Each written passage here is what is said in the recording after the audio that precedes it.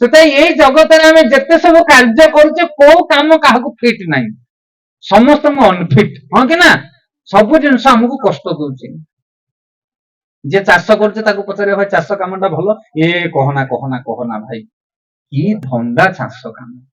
ଆଉ କଣ ଭଲ? ମାଷ୍ଟର ଚାକିରି ବଢିଆ, ପେନ ପକେଟରେ ମାରିକି ଯିବ, ଚିଆର ଉପରେ ବସିବ ନା ନାଇଁ, ସବୁ ଆସିକି ସାର୍ ନମସ୍କାର କରିବେ, ଯାଇକି ମାଷ୍ଟରଙ୍କୁ ପଚାରିବ ସାର୍ ମାଷ୍ଟର ଚାକିରି ଭଲ ନା?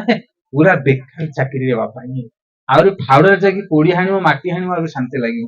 କି ଟେନସନ ଏବେ ସରକାର ଏମିତି ମାଷ୍ଟର ମାନଙ୍କୁ କରିଛି ଅବସ୍ଥା, ଆଉ କହିଲେ ନ ସରେ। କଣ ବୁଝିପାରୁଛ ନା ନାଇଁ? ସେଥିପାଇଁ ଜଗତରେ ସମସ୍ତେ ଅନଫିଟ୍।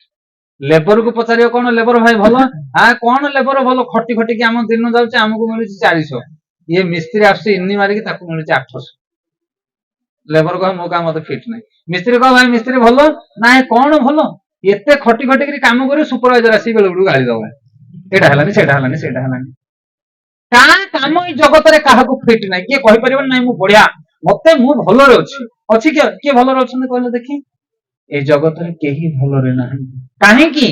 କାରଣ ଆମେ ସ୍ୱଧର୍ମ ଜାଣିନେ, ଆମେ କଣ ଆମର କର୍ତ୍ତବ୍ୟ କଣ ତା ବିଷୟରେ ଆମେ ଜାଣିନେ, ସେଥିପାଇଁ ଆମେ ସବୁ ଜାଗାରେ ଅନଫିଟ୍।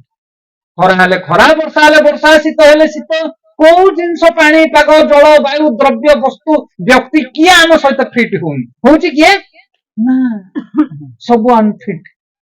କେତେବେଳେ ସାଇକେଲ ଚଲେଇଲା ସବୁ ସାଇକେଲ ଚେନ୍ ଖସି ଯାଉଛି, କେତେବେଳେ ବାଇକ୍ ଚଲେଇଲା ସବୁ ତାର ତେଲ ସରିଯାଉଛି, 4 ଚକିଆ ଚଲେଇଲା ସବୁ ଜାଗା ହଉନି ରଖିବା ପାଇଁ। ସବୁ ଅନଫିଟ୍ ଏ ଜଗତରେ, କୋଉଟା ଫିଟ୍ ନାହିଁ। କାହିଁକି? କାରଣ ଆମର ଯୋଉଟା କର୍ତ୍ତବ୍ୟ ଆମେ ସେଟା କରୁନି, ସିଧା କଥା। ସେଇଟାକୁ ଶିଖିବା ପାଇଁ ଭଗବାନ ଆସନ୍ତି ଯୁଗକୁ ଯୁଗ। ଆମର ଧର୍ମ କଣ କଣ କଲେ ଆମେ ଖୁସିରେ ରହିପାରିବା, ସେଇଟା ଶିଖିବା ପାଇଁ ଭଗବାନ ଆସନ୍ତି, ଆଉ ସେଇଟା ଭାଗବତରେ ବର୍ଣ୍ଣନା କରାଯାଇଛି।